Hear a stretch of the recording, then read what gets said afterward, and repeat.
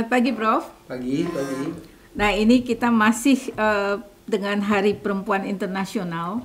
Saya tertarik dengan satu tokoh Muslim, yaitu Fatimah Al-Fihri. Nah, di situ disebutkan Fatimah ini yang pertama kali mendirikan universitas dan diakui oleh Badan Dunia UNESCO untuk pemberian gelar. Nah, masalahnya mengapa nama-nama dari kaum filsuf ataupun tokoh-tokoh Islam ini kurang terdengar, tokoh terutama yang perempuan itu. Nah, pertanyaan yang kedua, apakah ada di situ kesadaran untuk kesetaraan di situ, Prof? Atau bagaimana, Prof, itu? Ya, begini, menurut saya sebenarnya kan secara global mestinya harus diakui bahwa memang ada peran dari pemikir-pemikir Islam untuk bisa mengembangkan ilmu pengetahuan dan teknologi itu di Barat, ya. Dan Islam sebenarnya mempunyai sejarah yang baik, yang bagus. Kalau misalnya memang kita di dalam dunia, terutama sekali dari dunia Islam, apalagi misalnya dari pendidikan-pendidikan Islam mencoba mengangkat, ya, dan menjelaskan tentang bagaimana peran Islam itu di dalam mengembangkan ilmu pengetahuan secara global. Karena itu yang sebenarnya saya sedikit berikan itu pada kuliah-kuliah awal, misalnya di program S2, S3 di beberapa universitas, ya. Karena ada, kalau tadi sebelumnya kita banyak bicara tentang filsafat Yunani, dan filsafat Yunani itu sebenarnya juga ada pengaruhnya terhadap pemikir Islam, ya.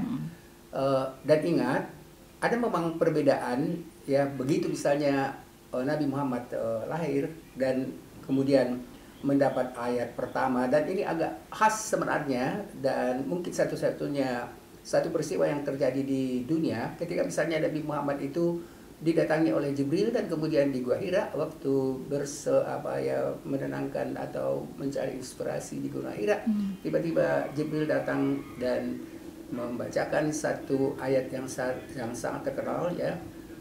Kemudian disuruh Iqra bismi rabbikal ladzi khalaq khalaqal insana min 'alaq, dan seterusnya. Bacalah dengan nama Tuhanmu, ya, yang menjadikanmu dari segumpal darah, dan seterusnya dan seterusnya. Jadi sebenarnya begini, ini adalah sebenarnya hal yang sangat saya selalu katakan pada mahasiswa. Ada perbedaan yang sangat mendasar sebenarnya perkembangan Islam dan ilmu pengetahuan, yang memang dari awal itu dianggap sebenarnya dua hal yang tidak berpisah. Justru sebenarnya Islam menekankan pentingnya ilmu pengetahuan itu untuk keyakinan agama Islam itu. Dan itu yang pertama sekali misalnya diterima melalui ayat suci ini. Lalu begini, hal itu sebenarnya mungkin memberikan semangat pada pemikir-pemikir untuk belajar dari manapun. Dan kemudian yang waktu itu yang dianggap sebenarnya sangat berkembang ilmu pengetahuan dan filsafat itu kan dari Yunani. Dari pemikir Yunani, metode Yunani, ya, logika Yunani itu yang misalnya dikemukakan oleh yang kita sebut awalnya misalnya Plato, Aristoteles dan seterusnya, itu sangat mempengaruhi mereka, karena memang justru sebenarnya Islam itu mengatakan, ya, mempelajari, harus belajar gitu kan. Bacalah.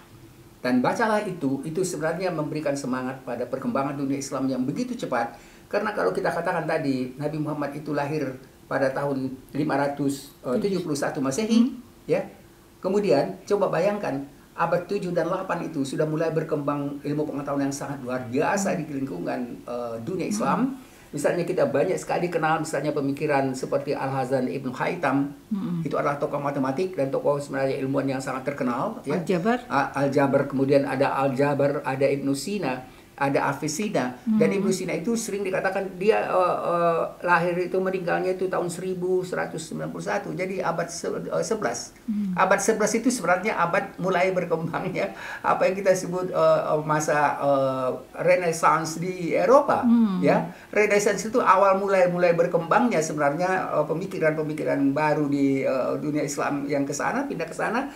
Dan kemudian ada misalnya yang kita kenal Al-Khawarizmi, dan Al-Khawarizmi ini sebenarnya dia meninggal pada tahun lahir 780 dan meninggal 820. Yang menarik sebenarnya tadi yang dikemukakan itu nama seorang pemikir Islam, Fatimah Al-Fihri. Ya, Fatimah Al-Fihri itu sebenarnya kan dia mendirikan universitas pertama di dunia, ya. Dan mendirikan universitas di dunia yang diakui oleh UNESCO dan mendapat penghargaan dari UNESCO. ya, dan kemudian sebenarnya dia diakui oleh UNESCO ketika memberikan gelar. Ya mungkin sekarang saya nggak tahu waktu itu apakah ada wisuda atau tidak, tapi yang jelas tapi yang pertama kali menggunakan toga itu loh. Dia yang pertama kali, kemungkinan besar dia sudah Betul. melakukan misalnya apa yang kita sebut sekarang dengan toga. Jangan-jangan itu apa wisuda, jangan itu dengan tradisi yang dikemukakan oleh pemikir yang kita tadi, Fatimah. Itu. Jadi kita tadi katakan bahwa pada tahun berarti 895 itu sebenarnya pada masa kejayaan Islam, Cordoba ya. Jadi masa kejayaan Islam yang memang banyak sekali ilmuwan seperti Al-Battani, tokoh botani, kemudian ada yang kita katakan tadi misalnya Al-Khawarizmi, dan Al-Khawarizmi itu terkenal karena ahli matematik, ahli geokimia dan macam-macam, dan dia menemukan angka nol ya. Ingat sekarang misalnya bahasa komputer itu adalah bahasa 01, 0 dan seterusnya, biner ya. Jadi model itu sebenarnya menunjukkan misalnya ada lagi Ibn Rushd ya. Ibn Rushd itu dikenal juga sebagai bapak sosiologi sebenarnya, dan bukan sering sekali dikatakan bukan sebenarnya Agus Comte yang sebagai bapak sosiologi, tapi itu adalah Ibn Rushd. Jadi ini yang sebenarnya yang perlu kembali kita sadarkan di lingkungan mahasiswa, apalagi misalnya universitas Islam, bagaimana misalnya peran yang dikemukakan, yang dilakukan oleh pemikir-pemikir Islam pada masa kejayaannya. Dan saya pikir sekarang juga udah saatnya sebenarnya dunia Islam itu mulai bangkit ya.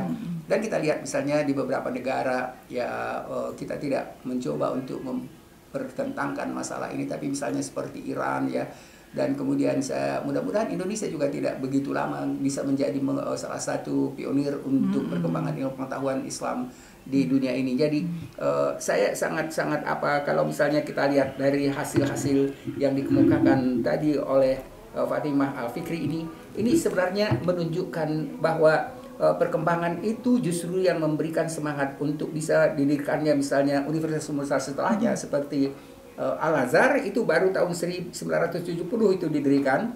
Kemudian universitas lain misalnya Bologna itu itu 1088. Kemudian universitas yang lebih terkenal misalnya seperti juga Harvard, Oxford itu juga pada abad ke-11.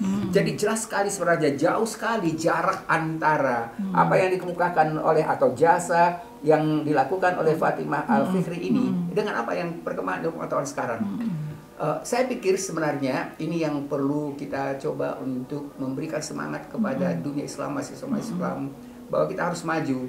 Dan bukan berarti bahwa sebenarnya orang-orang Islam itu orang yang tidak memiliki kemampuan intelektual yang tinggi atau semangat yang tinggi untuk bisa meraih ilmu pengetahuan.